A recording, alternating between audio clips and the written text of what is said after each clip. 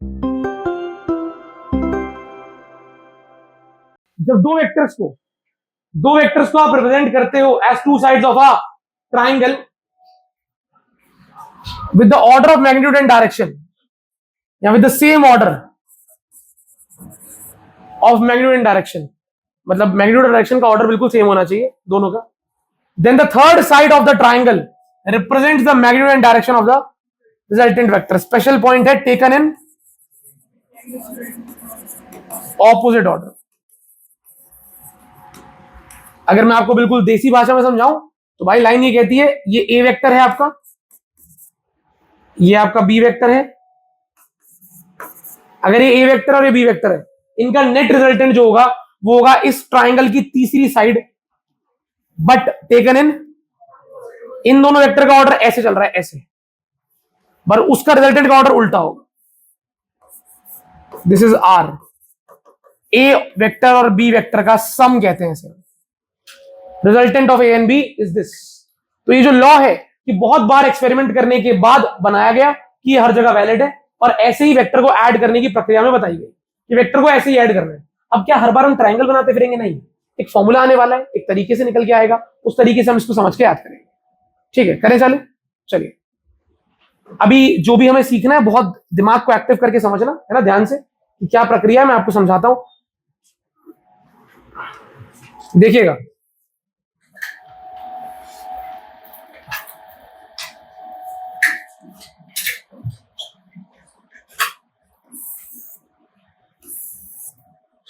सबसे पहले आपको ये ट्रायंगल बना के दिया हुआ है, ठीक है। नीचे वाले को क्या मानोगे? क्या कुछ नाम तो देना पड़ेगा, कुछ तो मानना पड़ेगा, बताओ।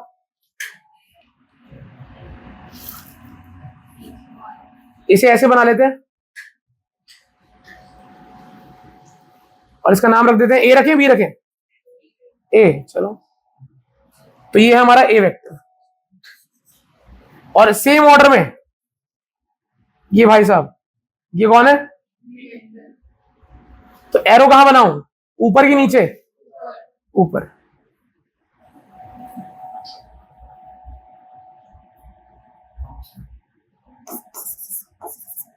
तो ये ए वेक्टर है, ये बी वेक्टर है। अब इतना आप लोग समझ पा रहे हैं, ए वेक्टर बी वेक्टर। अब मुझे इनका रिजल्टेंट पता है क्या होगा, according to the law. Resultant क्या है? Third side taken in opposite order. तो अकॉर्डिंग टू द, मतलब जो हमने पढ़ा है अब तक, उसके अकॉर्डिंग इसका आंसर ये थर्ड साइड है।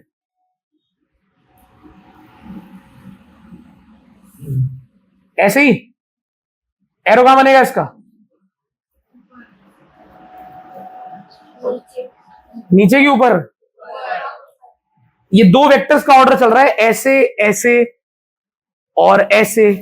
तो अगर मैं इसी के ऑर्डर को फॉलो करूंगा तो थर्ड वेक्टर नीचे बनना चाहिए, लेकिन मुझे इन दो वेक्टर का ऑर्डर फॉलो नहीं करना। According to the law, law ये कहता है, अभी अजीब सा ही लॉ है, तो बच्चा पहली बार पढ़ता है वो कहता है क्या चीज बता रहा है, पर तरीके से कहें तो ये एक ऐसी चीज है, ऐसी एक प्रक्रिया है जिससे हम एक फॉर्मूले पे पहुंचने वाले हैं, जो फॉर्मूला हमारे सारे न्यूमेरिकल का आंसर है कि कैसे एग्जैक्टली हम दो वेक्टर को ऐड करेंगे। तो आपका एक ए वेक्टर है, एक बी वेक्टर है, ठीक है। इन दोनों के बीच का एंगल क्या है? इन दोनों के बीच का एंगल है थीटा। क्या? ए और बी वेक्टर के बीच का एंगल है थीटा। भैया वो थीटा एंगल दिख नहीं रहा मुझे, वो थीटा एंगल आपको यहां नहीं दिखेगा, मैं आपको मार्क करके दिखा रहा हूं, ध्यान से देखना। क्या मैं ए वेक्टर की लाइन को आगे एक्सटेंड कर सकता हूं? एक्सटेंड करना तो अलाउड है ना भाई। तो यहां पे बच्चों मार्क कर रहा हूं मैं थीटा। ये सब कुछ रूल के अकॉर्डिंग हो रहा है। आपको रूल नहीं पता तो मेरा काम है आपको बताना, आपका काम है मुझसे पूछना, भैया लाइन आगे एक्सटेंड, भैया ए और बी के बीच का एंगल तो यहां भी मार्क कर सकते हैं हम, ये रहा ए, ये रहा बी, ये रहा एंगल, ये हो जाता थीटा। आपने वहां क्यों मार्क किया? सब चीजें रूल के अकॉर्डिंग है, अभी बताऊंगा, ध्यान सुनना। ए वेक्टर बी वेक्टर जिनके बीच का एंगल थीटा है, आपसे बोला गया उनका रिजल्टेंट निकालने के लिए। ए वेक्टर बी वेक्टर जिनके बीच का एंगल थीटा है, आपसे बोला गया उनका रिजल्टेंट निकालने के लिए। अब देखो बच्चों, ये आपका ए वेक्टर है, ये उसकी टिप है, ये बी वेक्टर है और ये आपके बी वेक्टर की टिप है, ठीक है। ऐसा ही है, वेक्टर के रूल्स के अकॉर्डिंग दो वेक्टर के बीच का एंगल जब भी निकालना होता है, दो वेक्टर के बीच का एंगल जब भी निकालना होता है, दोनों वेक्टर के एंड पॉइंट्स नहीं, स्टार्टिंग पॉइंट ज्वाइन होने चाहिए। दो वेक्टर के स्टार्टिंग पॉइंट ज्वाइन होंगे तो आप उनके बीच का एंगल की बात कर पाओगे। ये देखो, ये आपके ए वेक्टर है, इसका स्टार्टिंग पॉइंट ये है, एंडिंग पॉइंट ये है, ये बी वेक्टर स्टार्टिंग है एंडिंग है, क्या मेरे ए का एंडिंग पॉइंट बी के स्टार्टिंग से ज्वाइन हो रखा है? क्या दोनों का स्टार्टिंग पॉइंट ज्वाइन हो रखा है? दोबारा, क्या ए वेक्टर का एंडिंग पॉइंट बी वेक्टर के स्टार्टिंग से ज्वाइन हो रखा है ना? अभी क्या दोनों का स्टार्टिंग पॉइंट ज्वाइन हो रखा है? तो अकॉर्डिंग टू वेक्टर्स, जब भी कभी एंगल की बात होगी तो हमें दोनों वेक्टर का कौन सा पॉइंट ज्वाइन करना चाहिए? स्टार्टिंग। इसीलिए मैंने इस वाले ए वेक्टर को थोड़ा सा आगे एक्सटेंड किया ऐसे, और अब दोनों के कौन से पॉइंट ज्वाइन हो गए? और ये वाले एंगल को मैं बोल रहा हूं ए और बी के बीच का एंगल। समझ रहे हो? ये ऐसे है ना, मैंने आपको बताया था you can freely move vectors. ये भी ऐसे है, आप किसी भी वेक्टर को ऐसे उसी दिशा में ऐसे ऐसे मूव कर सकते हो, बस उसकी डायरेक्शन चेंज नहीं कर सकते, ऊपर नीचे कहीं ले जा सकते हो। तो मैं इस ए वेक्टर को आगे लेके जा रहा हूं, क्यों? ताकि दोनों वेक्टर के स्टार्टिंग पॉइंट मर्ज हो जाए। अब जो ये एंगल है बीच का, इसे कहते हैं ए और बी के बीच का एंगल। तो कभी भी क्वेश्चन में आपको एंगल दिया होगा तो इस तरीके से एंगल दिया होता है। वो तो ट्राइंगल लॉ लगाने के लिए हमने सेम ऑर्डर में ज्वाइन करने के लिए इनको ऐसे बना दिया, नहीं तो एंगल हमेशा ऐसे ही लिखा जाता है। बच्चा कभी भी नहीं पूछता स्कूल के टीचर से ना, स्कूल में लॉ तो पढ़ लेता है, डेरिवेशन भी कर लेता है, पर जिंदगी भर उसे ये नहीं पता होता ये थीटा यहां क्यों मार्क किया, क्योंकि भैया सर ने कराया था इसलिए कर दिया। समझ रहे हो? धीरे धीरे समझते हो चलो, आपको पता होना चाहिए ये थीटा क्या है, ए और बी के बीच का एंगल। और उसे मैंने जानबूझ के बाहर क्यों मार्क किया है? क्योंकि मैं इस ए वेक्टर को उठाकर आगे ले जा रहा हूं और फिर ए और बी को टिप टू टिप यानी कि इनिशियल पॉइंट ज्वाइन करके फिर जो एंगल आ रहा है उसको ए और बी के बीच का एंगल बोल रहा हूं। किस किस को समझ में आ गया कि ए और बी के बीच का एंगल थीटा है, उसको हम आगे क्यों नाप रहे हैं? समझ में आ गया? मैंने थीटा एंगल यहां पे क्यों मार्क किया? समझ में आ गया? अच्छा, देखिए क्वेश्चन के अकॉर्डिंग क्वेश्चन ने मुझे क्या दिया है, न्यूमेरिकल आपको क्या देगा उसकी बात कर लेते हैं। न्यूमेरिकल बोलेगा एक वेक्टर ए है, एक वेक्टर बी है, इनके बीच का एंगल है थीटा। तीन चीजें देगा, एक वेक्टर ए है, एक वेक्टर बी है, इनके बीच का एंगल है थीटा। आप बताओ इन दोनों वेक्टर का नेट रिजल्टेंट क्या होगा? ऐसा प्रश्न मेरे पास आने वाला है। ये लॉ मुझे इस प्रश्न को निकालने का फॉर्मूला ड्राइव करके देगा कि ऐसे प्रश्नों को करना कैसे है। दो वेक्टर का रिजल्टेंट जब बीच का एंगल पता हो तो निकालते कैसे हैं? चलिए, एक वेक्टर ए हो गया, एक वेक्टर बी हो गया, बीच का एंगल क्या हो गया? थीटा। ठीक है, अब चालू करते हैं प्रश्न को करना।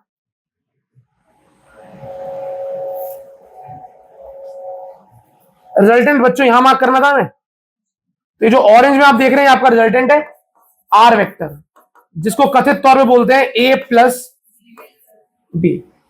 तो ये जो मैंने आपको डायग्राम बना के दिखाया, this is triangle law. Triangle law says when two vectors can be represented in magnitude and direction by the two sides of a triangle taken in, then the third side of that triangle taken in gives the of those two vectors।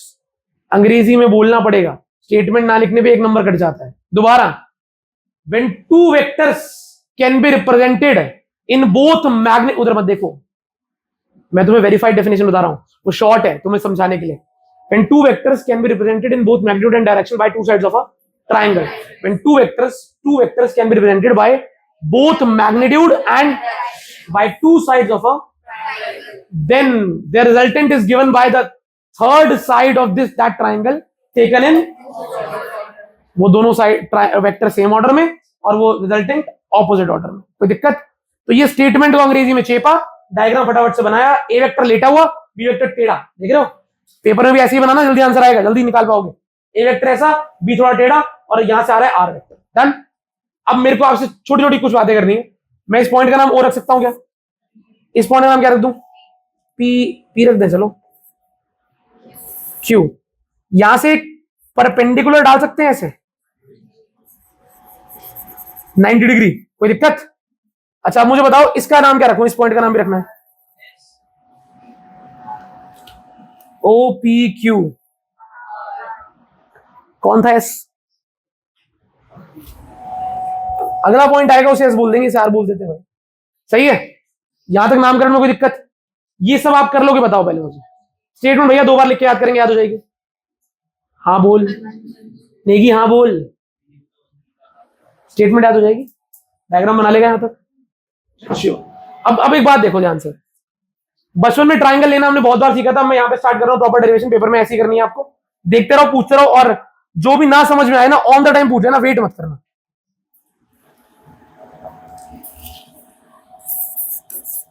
In triangle, मुझे जो बाहर वाला triangle है उसमें बहुत interest है, तो मेरे को उस बाहर वाले ट्राइंगल का नाम बताएगा कोई? In triangle Q R P, right angle triangle, R को मैंने सेंटर में लिया, राइट एंगल में, क्यू आर पी, सबको दिख रहा है क्यू आर पी? इस क्यू आर पी ट्राइंगल में कौन कौन कहता है भैया कि बहुत आसान है साइन थीटा निकालना? साइन थीटा होता है परपेंडिकुलर अपॉन हाइपोटेन्यूज, मुझे तो याद है, आपको याद है? तो साइन थीटा होता है परपेंडिकुलर बाय हाइपोटेन्यूज, परपेंडिकुलर की वैल्यू चलती है, परपेंडिकुलर परपेंडिकुलर क्यू आर, अरे वाह यही तो चाहिए था मुझे, क्यू आर, और हाइपोटेन्यूज कौन है? क्यूपी, सही है। अच्छा, आपको एक जानकारी एडिशनल दे रहा हूं, मुझे लगता है शायद आपके पास नहीं है। ए वेक्टर की वैल्यू को ऐसे लिखते हैं, मॉड ए, पता है? और बी वेक्टर की वैल्यू को मॉड बी। पर आज एक नई चीज, बी वेक्टर की वैल्यू को मॉड बी भी लिखते हैं या फिर सिर्फ बी भी लिखते हैं। ऊपर से डंडा हटा दो वेक्टर वाला, ऊपर से एरो हट गया, मतलब ये बी की वैल्यू है, क्या है? डायरेक्शन हटा दी हमने। और अगर मैं ए वेक्टर की वैल्यू लिखना चाहता हूं तो मैं सिंपल ए भी लिख सकता हूं, वेक्टर का सिंबल हटाकर, ठीक है? तो कभी आपको सिर्फ ए लिखा दिखे तो समझ जाना ए की वैल्यू पुट करनी है यहाँ पे, ठीक है? जो बच्चे बिल्कुल नए हैं उनके लिए, बालक हमारे पास जो वेक्टर होता है उसकी वैल्यू भी होती है, डायरेक्शन भी होती है, क्या होती है?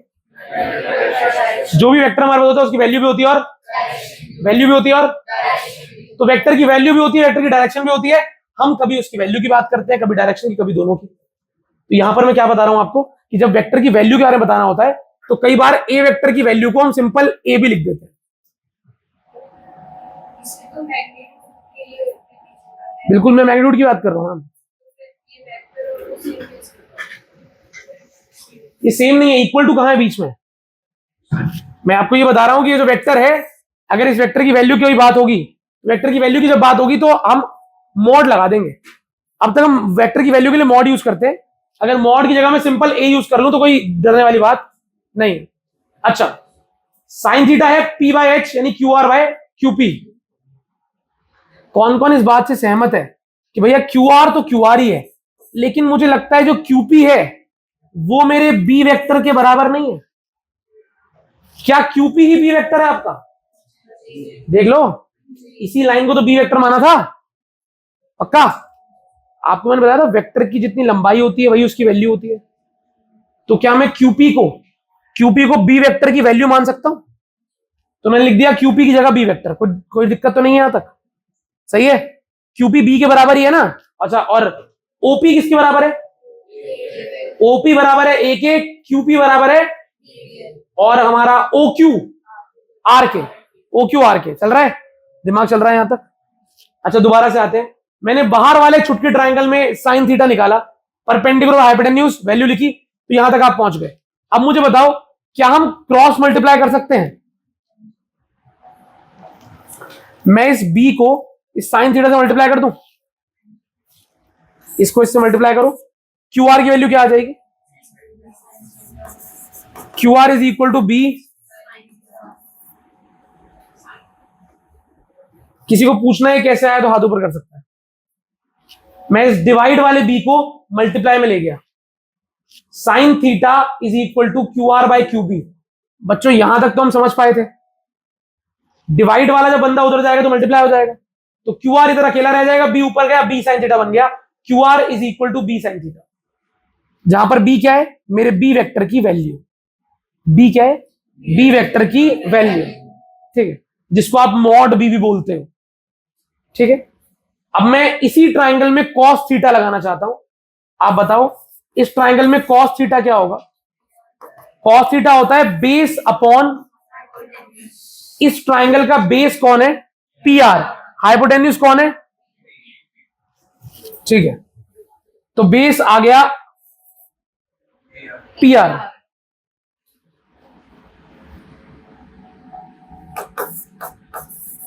और हाइपोटेन्यूज क्या आ गया? क्यूपी। तो पी आर को तो पी आर रहने देते हैं यार, ये क्यूपी जो है, ये क्यूपी किसके बराबर है? क्यूपी, देख लो क्यूपी किसके बराबर है, ए की बी? देखो डायग्राम में बी है ना क्यूपी, तो यहां पर बी आ गया। अब बताओ मुझे, अगर मैं इस वाले बी को भी कॉस थीटा से मल्टीप्लाई कर दूं तो पी आर क्या आ जाएगा? सही है, तो हमने ये भी लिख दिया भाई कि पी आर आ गया बी कॉस थीटा। अब आगे बढ़ते हैं, अगर हम यहां तक कर चुके हैं तो P R is equal to B cos theta. अब ये बताओ किस किस को लगता है कि भैया ये दो चीजें तो हम कर लेंगे। स्टेटमेंट याद करके लिख दी, डायग्राम बना दिया, कैसे ए वेक्टर लेटा हुआ, बी वेक्टर तिरछा टेढ़ा, और रिजल्टेंट उनको ज्वाइन करता हुआ, और फिर वहां पे एक परपेंडिकुलर लाइन मार के राइट एंगल बना दिया। उसके बाद ये बाहर वाले ट्रायंगल में एक बार कॉस थीटा निकाला, एक बार साइन थीटा। कॉस थीटा की मदद से आपके पास किसकी वैल्यू आई है? Q R. क्या ये क्यू आर की वैल्यू बताओ? बी साइन, सही मार्क किया है मैंने।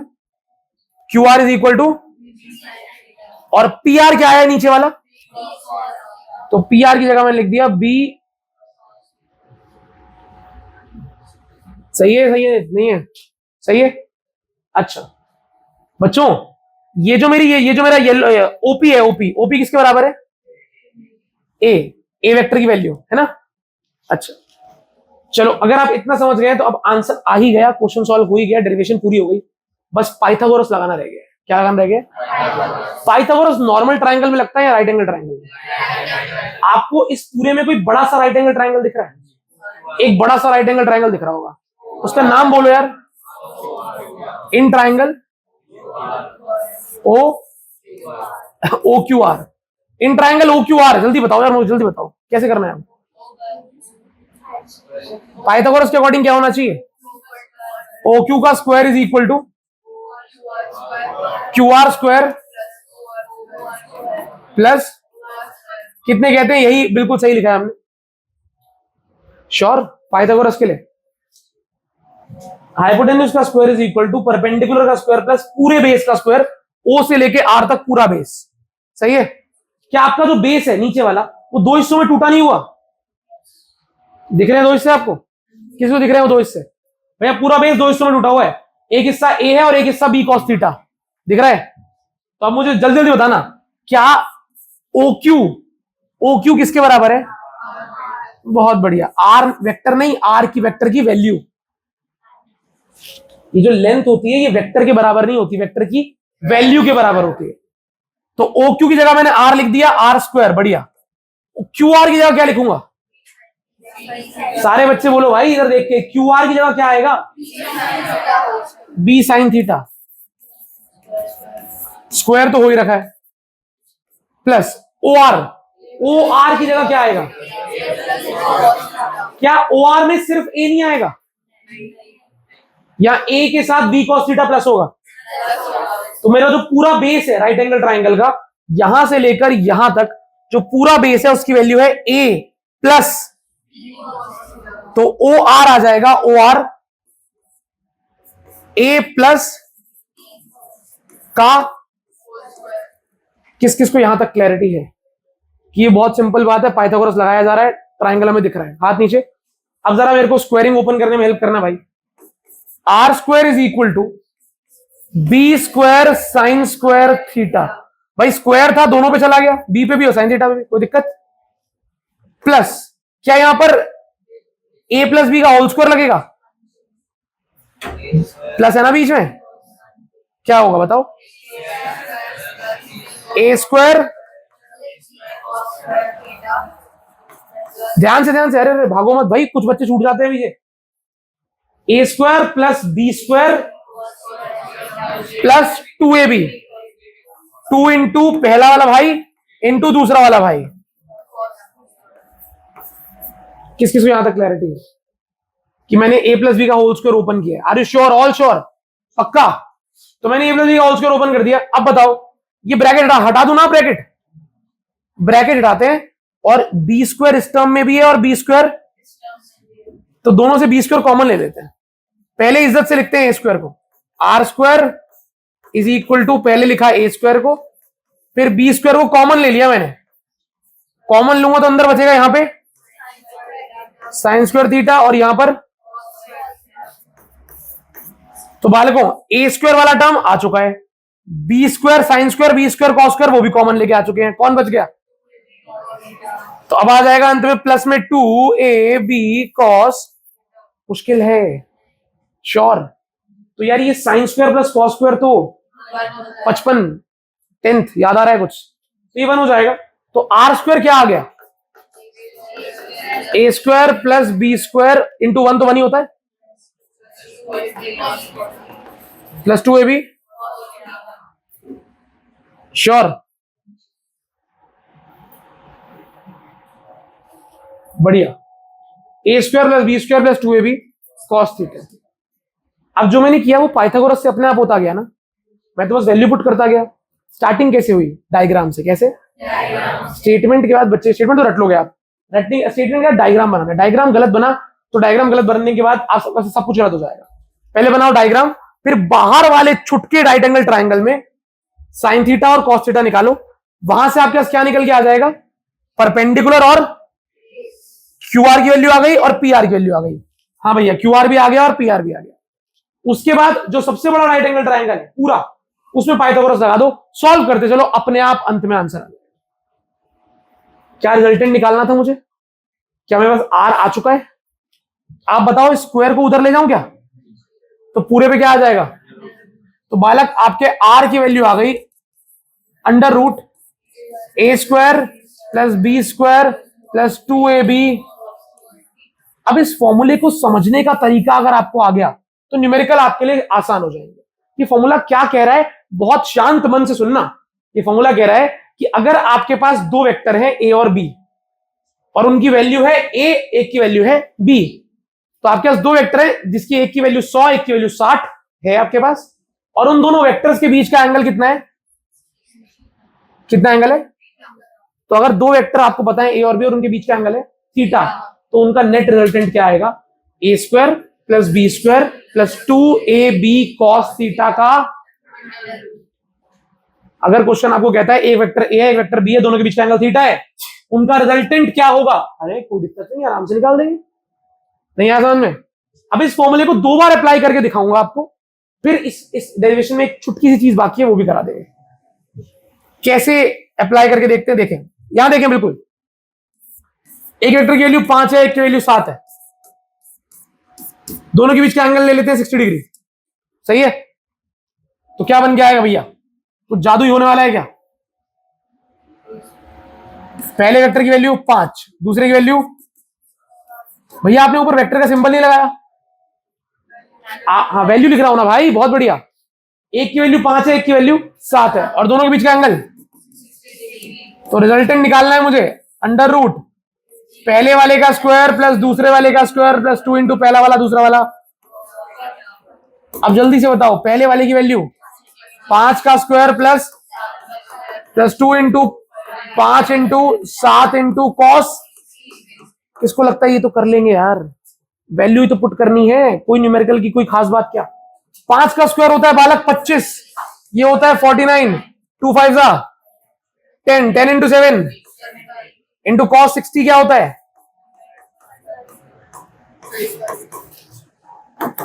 तो आंसर आ गया 25 प्लस 49 प्लस 35, कितना होता है? 25 प्लस 35 60 प्लस 49, तो आंसर आ गया √10।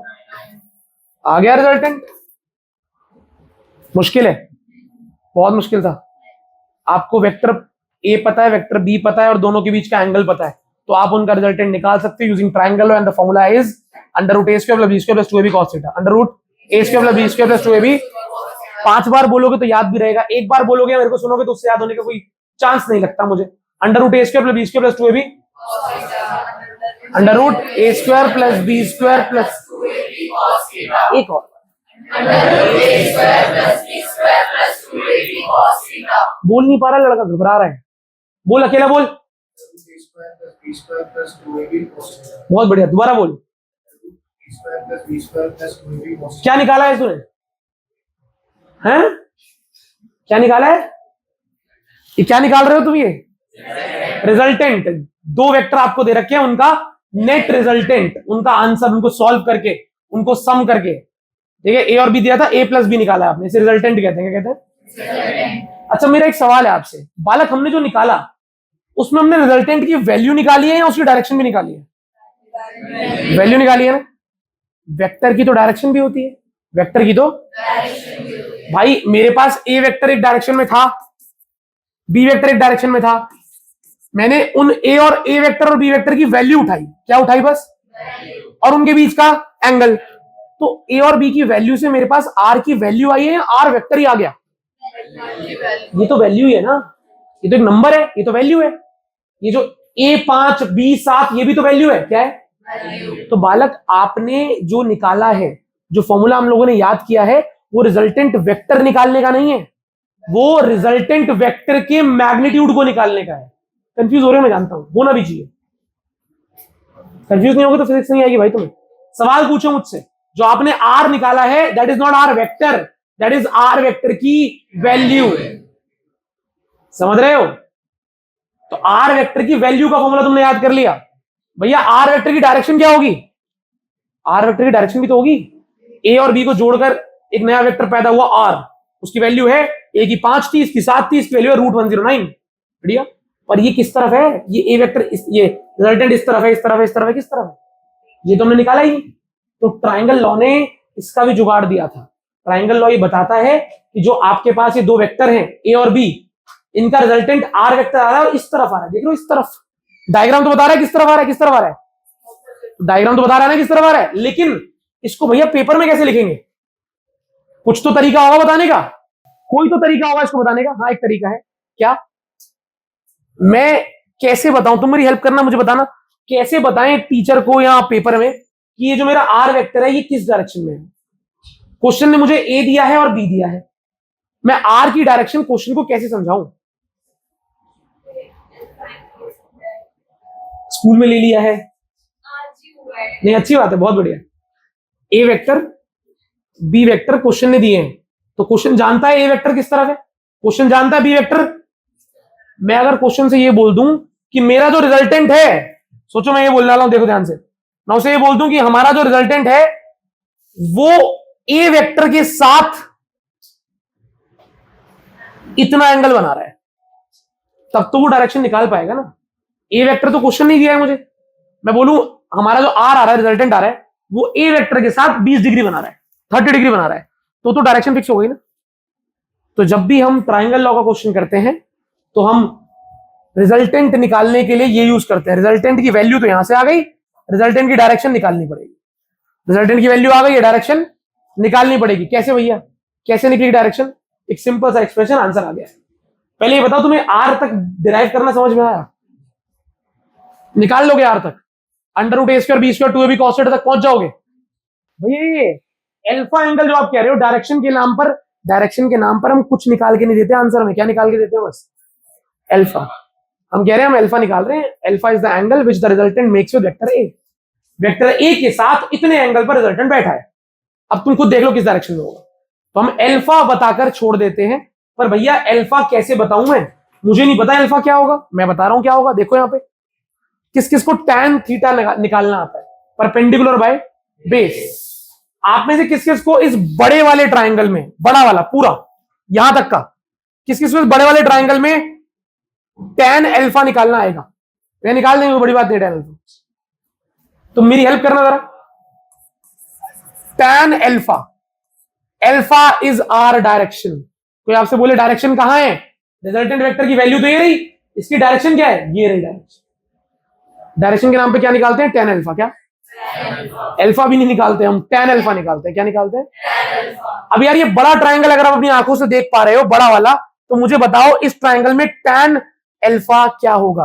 परपेंडिकुलर अपॉन, परपेंडिकुलर कितना है? QR। अरे पहले यार लेटर में बोलो ना। परपेंडिकुलर कितना है और बेस कितना है? पूरा बेस बताओ, OR। अब ये बताओ कौन कौन इस बात से सहमत है कि भैया मैं भी tan अल्फा लिखता या लिखती तो ऐसे ही लिखता, QR अपॉन OR। सही है, tan अल्फा। अब एक बार QR की वैल्यू बोल दो भाई, B साइन, और OR की वैल्यू बोल दो, A plus B, A plus. भैया आगे क्या करना है? कुछ नहीं करना, यही आंसर है, ऐसे ही छोड़ देना है, यही है। तो यानी कि मैंने क्वेश्चन को क्या दिया? क्वेश्चन ने मुझे बोला दो वेक्टर हैं ए और बी, उनके बीच का एंगल है थीटा, इन ए और बी वेक्टर का रिजल्टेंट निकालो। ध्यान सुनना, रिजल्टेंट निकालो। मैंने क्वेश्चन को रिजल्टेंट वेक्टर का मैग्नीट्यूड निकाल के दिया और रिजल्टेंट वेक्टर मेरे ए वेक्टर के साथ कितना एंगल बना रहा है वो भी निकाल के दिया। तो हमने दो चीजें निकाल के दी हैं, आर और tan alpha. What is R? आपके रिजल्टेंट की वैल्यू, आपके रिजल्टेंट का मैग्नीट्यूड। What is alpha? आपका रिजल्टेंट कितना एंगल बना रहा है ए वेक्टर के साथ। ठीक है, मैं जितना इसके बेस में जाऊंगा उतनी चीजें कुरे दूंगा। आपको अगर ये समझ में नहीं आया है तो आपको वो भी समझ नहीं आएगा। आपको बेसिक न्यूमेरिकल्स कराने के लिए मैंने यहां नहीं बिठाया है कि बेसिक न्यूमेरिकल्स करते हैं चलो, नहीं, अपने को पूरी तह तक जाना है और फिर ऐसे प्रश्न करने हैं कि टफ प्रश्न भी ऐसा लगे यार ये तो आसान ही था यार, इसमें था क्या, तो कोई भी कर देगा। ऐसा बनना है। ऐसा एक दिन में नहीं बनोगे, टाइम लगेगा। पहले मुझे बताओ तुम्हें इसका कौन सा स्टेप समझ में नहीं आया? सारे आ गए समझ में? For sure. हुड्डा साहब अगर नहीं बोला तो रह जाओगे जिंदगी से। किसी को भी कोई दिक्कत, आप तीनों में से किसी को दिक्कत है? आपको ये समझ में आ गया? इट्स अ लेंथी प्रोसेस, तो हो सकता है आपसे कुछ चीज स्किप हो जाए, लेकिन दो बार प्रैक्टिस करने पे आ जाएगा। स्टेटमेंट प्रॉपर, डायग्राम प्रॉपर, आखिरी में दो आंसर जो प्रमुख है, कौन कौन से? आर और tan अल्फा, दोनों बॉक्स के अंदर। आर और tan अल्फा दोनों, इसे बोलते हैं ट्राइंगल लॉ की डेरिवेशन। अब अगर बच्चा 11वीं के पेपर दे रहा है, जस्ट अभी दिए तुम्हारे सीनियर्स ने, देखे अभी 12वीं में आया, और वो मुझसे पूछ रहा है कि भैया एक चैप्टर है हमारा, पहला यूनिट है काइनेमेटिक्स, उसमें वेक्टर नाम का टॉपिक है। काइनेमेटिक्स में 5 ऐसी चीजें बताओ जो पेपर में पक्का आएंगी, तो उन 5 चीजों में वेक्टर का ट्राइंगल लॉ होगा ही होगा। काइनेमेटिक्स एक बहुत बड़ा यूनिट है, उस यूनिट में से अगर मुझसे बोले इंपॉर्टेंट क्या है, ट्राइंगल लॉ इंपॉर्टेंट है। 5 यूटी में 5, फाइनल एग्जाम में 3, क्योंकि तब तक बहुत सिलेबस आ जाता है ना, तो 3 नंबर में आता है। अभी पहले स्टार्टिंग के एग्जाम्स में 3, 4, 5 नंबर में आपको दिखेगा। बड़ा सिंपल है। ठीक है, मैं थ्योरी पे इतना टाइम वेस्ट करता नहीं हूं, लेकिन हम अभी शुरू कर रहे हैं फिजिक्स को, इसीलिए हम टाइम लगा रहे हैं। कोई दिक्कत है किसी को? अच्छा, अभी मैं चाहता हूं कुछ हम याद कर ले। एक चीज, ये वो ट्रिक्स हैं जो आपके बड़े बड़े क्वेश्चन को यूं सॉल्व करा देंगे। ठीक है, इधर ध्यान से देखना, बिल्कुल आंखें खोल के। आर वेक्टर क्या होता था? अंडर रूट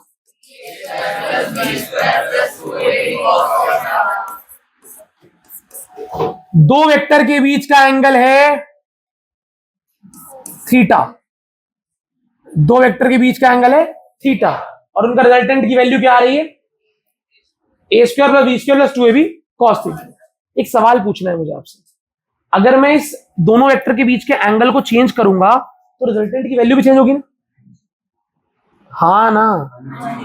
दो वेक्टर के बीच के एंगल को बढ़ाऊंगा या घटाऊंगा तो आर की वैल्यू पे असर पड़ेगा क्या? क्यों पड़ेगा? क्योंकि भैया जब दोनों वेक्टर को ऊपर नीचे ऐसे करोगे तो थीटा बदलेगा, और थीटा इस फॉर्मूले में भी है, तो अगर थीटा को आप बदलोगे तो फिर ये फॉर्मूले में जो वैल्यू है वो, और आंसर भी। कौन कौन सहमत है इस बात से? अच्छा, क्या, अब मेरा सवाल, क्या कभी ना कभी तो कोई ऐसा एंगल आता होगा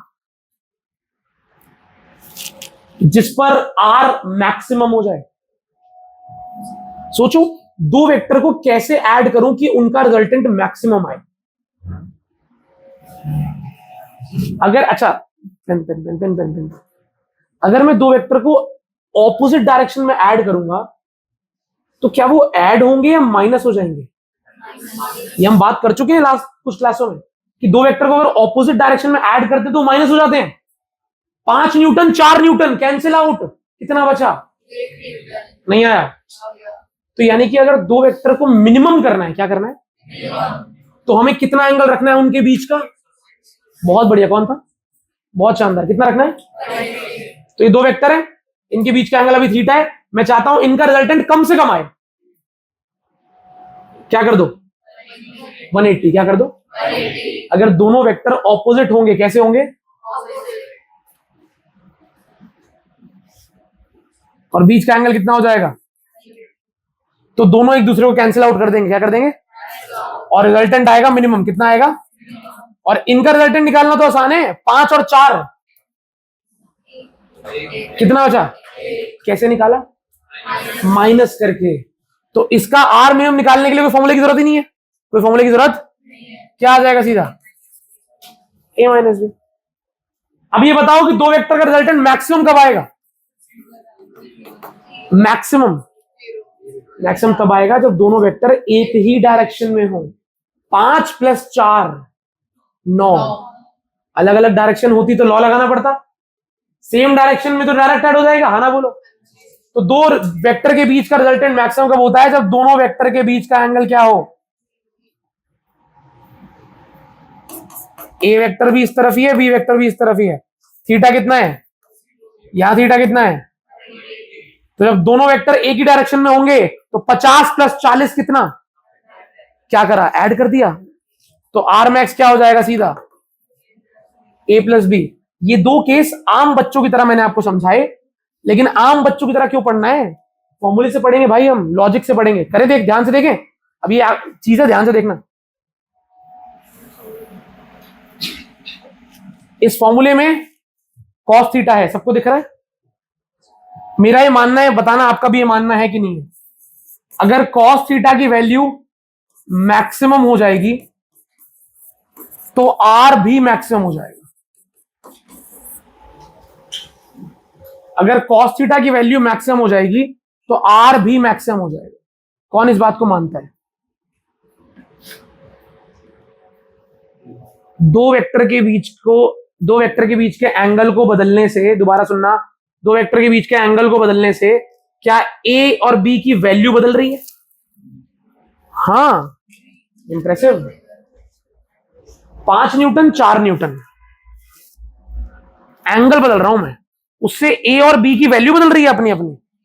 ए 5 न्यूटन ही है, बी 4 न्यूटन ही है। उनके बीच के एंगल को चेंज करूंगा तो उससे ए और बी की वैल्यू बदलेगी। कौन बदलेगा? थीटा बोला करो, अब टेक्निकल बन गए हो। क्या बदलेगा? थीटा बदल जाएगा। तो अब मुझे बताओ, जब कॉस थीटा की वैल्यू सबसे बड़ी हो जाएगी, जितनी बड़ी हो सकती है, जितनी बड़ी कॉस थीटा हो सकता है उतना बड़ा हो जाएगा, तो क्या आर भी जितना बड़ा हो सकता है उतना बड़ा नहीं हो जाएगा? नहीं। क्यों नहीं होगा? बताओ मुझे। उसको छोड़ो, यहां देखो। आपने ये चीज आपने सीखी नहीं है, मैंने नहीं सिखाई, तो पूरी फिजिक्स, केमिस्ट्री, बायो, मैथ सब में लगती है चीज। इसे कहते हैं रिलेशनल थिंकिंग, कहते हैं इसे। यार ये बढ़ेगा, डायरेक्टली प्रोपोर्शनल है। तो अगर ये अपनी मैक्सिमम वैल्यू पहुंच गया, देखो ए और बी तो बदल नहीं सकते, वो तो फिक्स है। आप तो ऐसे ऐसे करके एंगल बदल रहे हो बस। जिस एंगल पर कॉस थीटा सबसे बड़ा हो जाएगा, उसी एंगल पर आर भी मैक्सिमम हो जाएगा। हाँ ना बोलो। ठीक है, ये रूल है। जिस एंगल पर कॉस थीटा मिनिमम हो जाएगा, उस एंगल पर आर भी मिनिमम हो जाएगा। क्योंकि आर किस पे डिपेंड कर रहा है? कॉस थीटा पे। कॉस थीटा बढ़ेगा तो आर भी, कॉस थीटा घटेगा तो आर भी। कॉस थीटा बढ़ते बढ़ते मैक्सिमम हो गया तो आर भी बढ़ते बढ़ते, कॉस थीटा घटते घटते मिनिमम हो गया तो आर भी घटते घटते। आज क्या याद करना है? हमें याद करना है कि कॉस थीटा की मैक्सिमम वैल्यू होती है 1, और वो कब होती है? जब थीटा होता है 0 डिग्री। और कॉस थीटा की मिनिमम वैल्यू होती है -1, जब थीटा होता है 180 डिग्री। ये वैल्यूज, ये बातें हमें याद करनी है। हो सकता है कई स्कूलों में बात कर ली हो इस बारे में, नहीं करी तो बता रहा हूं, फिजिक्स अधूरी है इन चीजों के बारे में के बिना। कि भाई कॉस थीटा की maximum value 1, minimum value -1। Cos की मैक्सिमम वैल्यू 1 होती है, मिनिमम -1 होती है। भैया अंदर का एंगल अगर मैं रख दूं 2000 डिग्री, तो आप अंदर का एंगल 5 करोड़ डिग्री रख दो। अंदर के एंगल को चेंज करना चाहते हो ना, अंदर का कितना भी एंगल रख दो। कॉस इतना अच्छा और ओबेइंग बच्चा है जिसकी वैल्यू कभी भी -1 से 1 के बाहर जाती नहीं।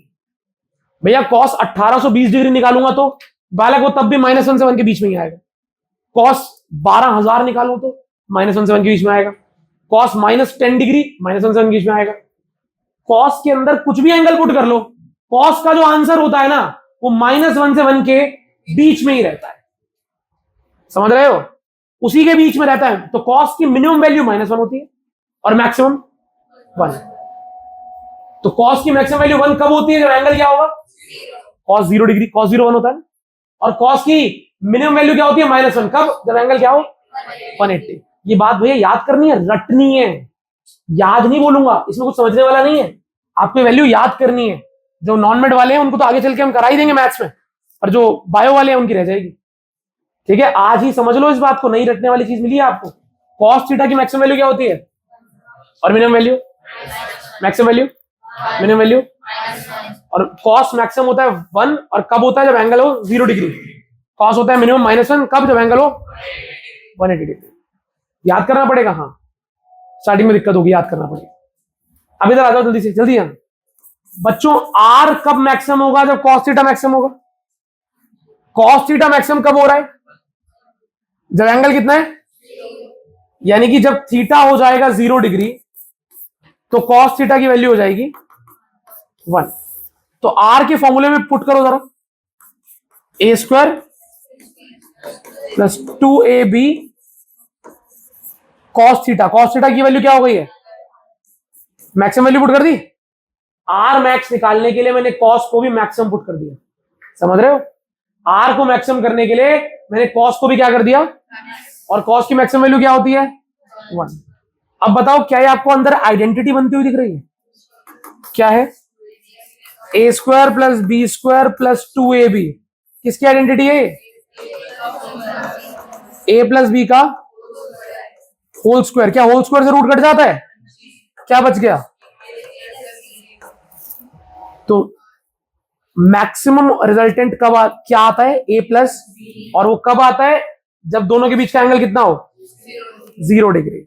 यही हमने पहले लिखा था, क्या लॉजिक से चल रहे थे ना, थॉट से, डायग्राम से, इमेजिन करके। ये फॉर्मूले से आया है कि जब दो वेक्टर सेम डायरेक्शन में होते हैं उनके बीच का एंगल कितना डिग्री है, 0 डिग्री। जैसे ही मैंने थीटा को 0 डिग्री पुट किया, दोनों वेक्टर को सेम डायरेक्शन में माना, अपने आप आर आ गया a + b।